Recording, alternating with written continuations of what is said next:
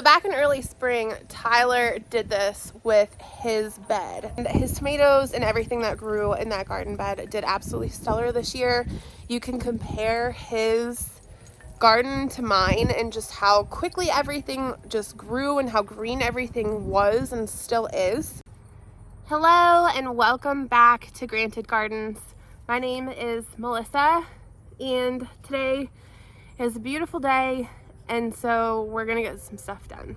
There's this whole concept being brought to our attention that is in one way or another going to be reality for us next year.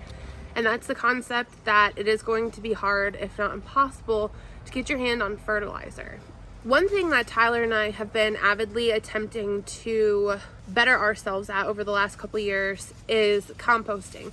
And so we've got a few different composting videos out that I'll link below, kind of reviewing what our setup is. This year, I feel the need to really step that up.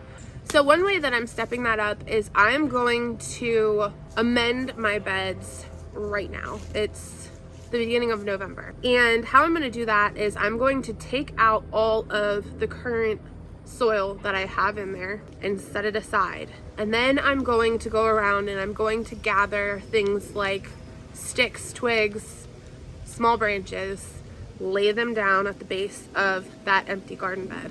Then I'm going to top that with things like leaves, both dead and alive, grass clippings to introduce that green into those browns. And I'm going to essentially design a compost, a kind of a self-composting bed. So this concept is called Hügelkulturing. And the idea here is twofold. Number one, my beds are low on soil, and that is just from growing things in them multiple year after year, tearing stuff out, you lose soil. Plus the fact that the plants every single year are absorbing nutrients out of that soil. So I've lost a lot of my nutrients as well. Hügelkulturing is going to bring all of that back. So essentially you're introducing components to the soil that will break down and add to your soil content, in volume as well as with nutrients needed for your plants to grow happy and healthy. So back in early spring, Tyler did this with his bed that he had, his tomato bed. And his tomatoes and everything that grew in that garden bed did absolutely stellar this year. You can compare his garden to mine and just how quickly everything just grew and how green everything was and still is. You know, I mean, he did great this year, and he heavily dedicated it to the fact that he did this Hügelkultur setup in his garden and it fed throughout the summer.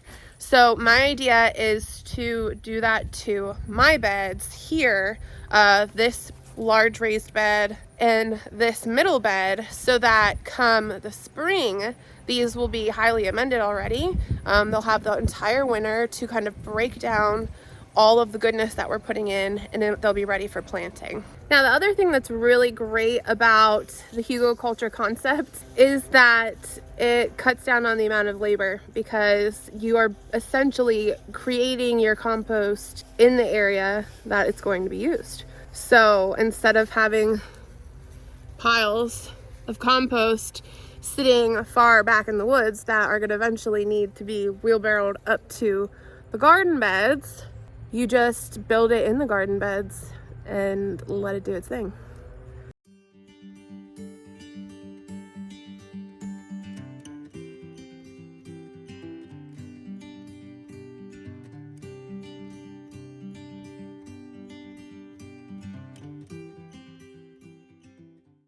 All right, so the concept here is I lay down the tarp so that I can put the soil on the tarp while I amend this bed. Now I'm going to rip out everything, but I'm going to keep the greenery with the soil because it's all going to go towards the composting process.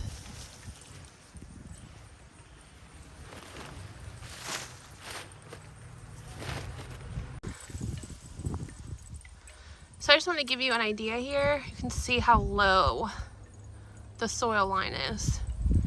We're looking to raise that up to maybe an inch or so below the lip of the sidewall.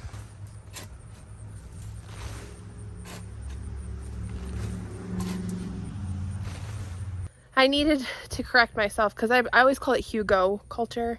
It's Hügelkultur. And so then I'm sure that I'm pronouncing it correctly, because I tend to do that sometimes. So basically, the gist of this is that it is a way of designing a garden bed based off of rotting, heavily wood, and other debris. The large majority of what we want to put in here should be wood-based. Okay, so I've dug down. You can see I've hit clay, because that's the basis of our soil here naturally. Now, I've only dug out half of this portion and loaded the dirt up here.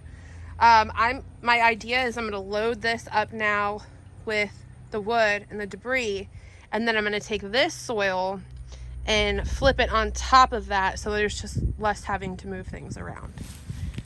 So off we go in search of wood and sticks. Into the forest we go.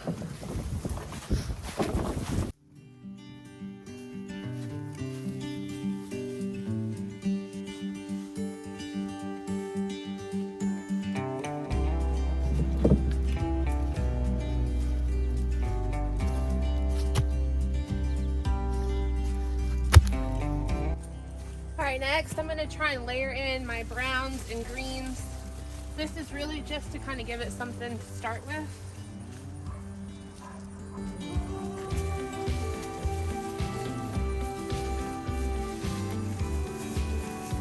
You want to break everything up as much as possible so that there's decent airflow through everything.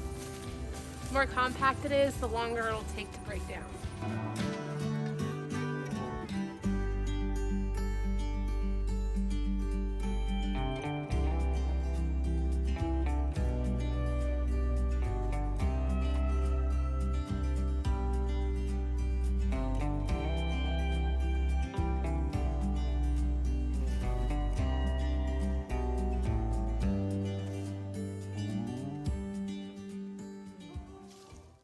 Alright, so here's the final product. It is not entirely level. There's a lot of uneven areas, and then obviously it still needs to settle in. But I definitely did gain inches for sure. But most of all, I'm also gaining nutrients. So as all of that wood and that dry brown material and that live green material processes and breaks down, it's going to add nutrients to my garden bed. So I will be all set to start next spring. So the last thing that I'm going to do, which isn't going to get done today, Tyler is going to cut the grass and kind of chop up some of these leaves behind me, and I'll gather that. I like to cover my raised beds every winter with something. The last few years I've used straw bales that we had to decorate for Halloween, but I didn't get any of those this year. So this year we're going to do the leaf method. So Tyler's going to run through, cut the grass, chop up the leaves. I'll take the green glass clippings and the dry leaves and just top my beds with them, and kind of tuck them away nicely for the winter.